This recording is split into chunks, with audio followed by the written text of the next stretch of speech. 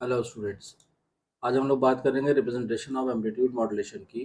तो देखिए, amplitude modulation में क्या होता है उसका हम लोग जो है फ्रीक्वेंसी स्पेक्ट्रम देख चुके हैं।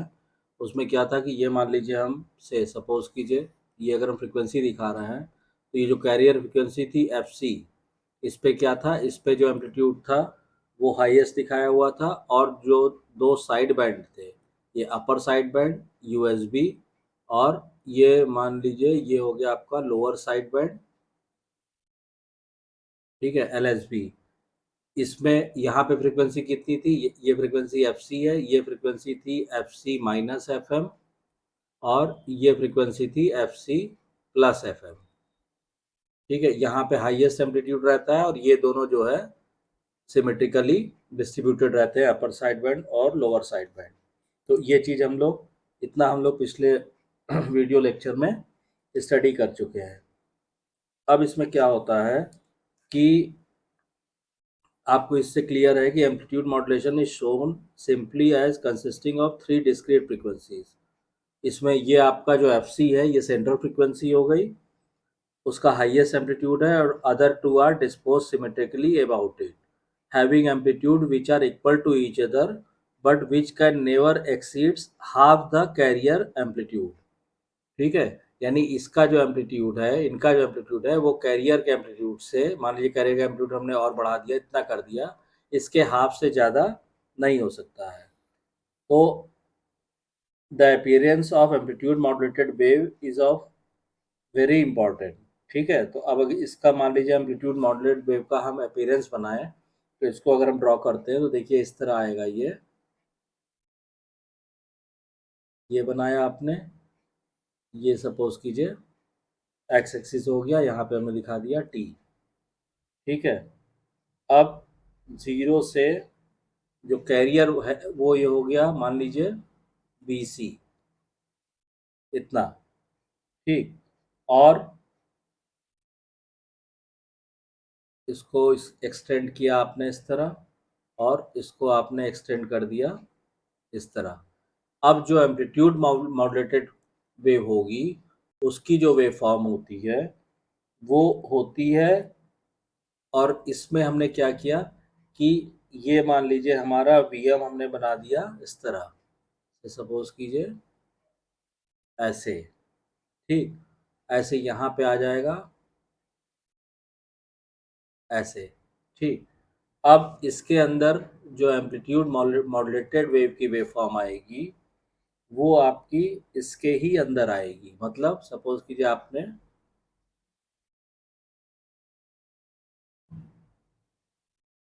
ये फ्रीक्वेंसी, इसको सही रखिएगा इक्वल,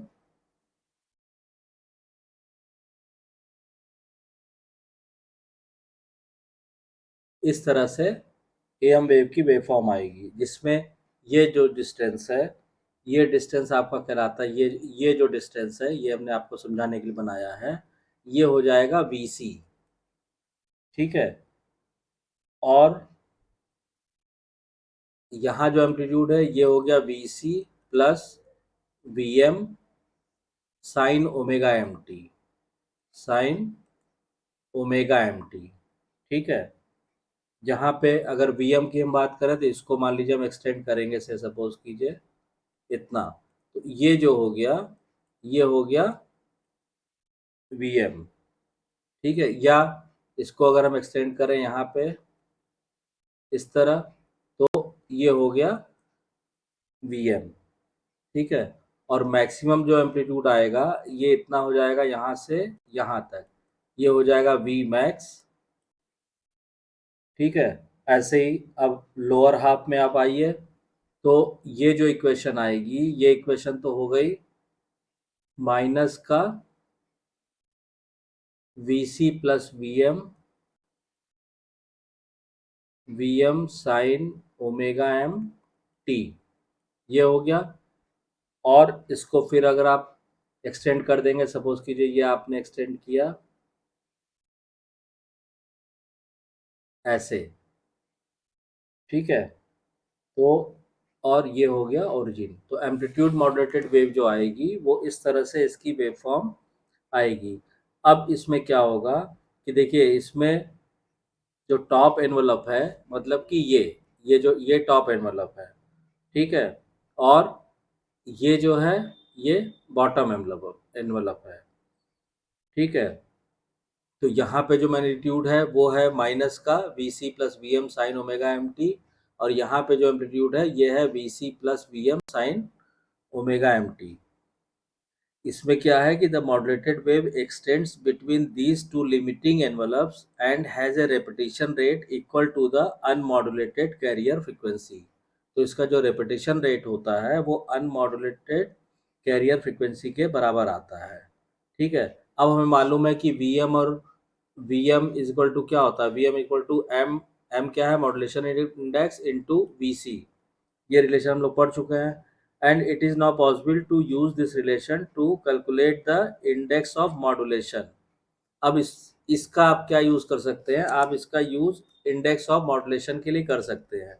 वो हम कैसे करेंगे वो देखिए, कि इसमें मॉड्यूलेशन इंडेक्स अगर हमें निकालना होगा तो हम कैसे कैसे इसको कैलकुलेट करेंगे। तो हमने मान लीजिए यहाँ पे लिखा से वी एम इजक्वल टू कितना हो जाएगा, वी एम इजक्वल टू हो जाएगा V max minus V min divided by 2, और and V C is equal to क्या हो जाएगा, V max minus V M, यानी ये हो गया एक तरह से आपका V max minus V M की जगह आप रख सकते हैं V max minus V min by 2। इसको आप जब सिंप्लीफाई करेंगे तो ये आ जाएगा V max plus V min by 2, ठीक है। अब इसमें क्या होगा, ये जो मान लीजिए आपकी पहली इक्वेशन है ये, और ये जो दूसरी इक्वेशन है ये, इसको हम क्या करें, इनको डिवाइड करें, यानी इक्वेशन 1 को हम डिवाइड करें इक्वेशन 1 डिवाइडेड बाई इक्वेशन 2। जब हम ये काम करेंगे तो हमारा क्या आएगा, V M upon V C is equal to कितना आ जाएगा, ये सीधा सीधा आ जाएगा V max minus V min by 2 divided by V max plus V min by 2। यानी एक तरह से ये आ जाएगा आपका V max minus V min divided by V max plus V min. तो और ये V M by V C क्या होता है, एम होता है। तो एक तरह से मॉड्यूलेशन इंडेक्स इक्वल टू आ गया आपका V max minus V minimum divided by V max minus V plus V min. ये हमारा मॉड्यूलेशन इंडेक्स का फॉर्मूला आ जाएगा, ठीक। तो इससे क्या बात निकल के आती है, इस इक्वेशन को जब आप देखेंगे तो इसमें ये आता है कि this equation is the standard method of evaluating the modulation index when calculating from a waveform such as that can be seen in oscilloscope when both the carrier and modulating voltages are known. However, it may not be used in any other situation. मतलब जब आपको career और modulation voltages पता है तो उससे आप modulation index निकाल सकते हैं, और किसी जगह पे ये फॉर्मूला आप नहीं यूज़ कर पाएंगे, ठीक है। When only the RMS values of the carrier and the modulated voltage or currents are known, or when the unmodulated and the modulated output powers are given, it is necessary to understand and use the power relation in the AM wave। तो इस तरह से आप modulation index जो है किसी भी amplitude modulated wave की निकाल सकते हैं जब आपको मैक्सिमम वोल्टेज और मिनिमम वोल्टेज पता हो, ठीक है। फाइनली हम ये कह सकते हैं कि it is of the main interest is the instantaneous modulated voltage. The phasor diagram depicts the three individual components of amplitude modulated wave which can be drawn easily. तो इससे आप क्या कर सकते हैं, इससे आप एम्पलीट्यूड मॉड्यूलेटेड वेव के तीनों कंपोनेंट्स को इजिली ड्रॉ कर सकते हैं। तो this is the total analysis of amplitude modulated wave. और इसमें जो आपने यहाँ पे पहले वाले फ्रीक्वेंसी स्पेक्ट्रम में देखा था एम्पलीट्यूड मॉड्यूलेटेड वेव के, ये क्या है, ये एक तरह से this is frequency spectrum of frequency spectrum of amplitude modulated wave. ठीक, और एम्पलीट्यूड मॉड्यूलेटेड वेव की वेव फॉर्म कैसी आएगी, वो ये हो गया, this is amplitude modulated wave. ठीक है, अब इसके रिगार्डिंग अगर कोई डाउट्स और कंफ्यूजन हो तो आप कमेंट लाइन में कमेंट करके पूछिएगा।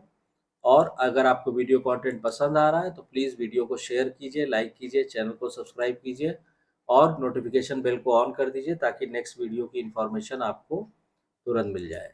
Thank you.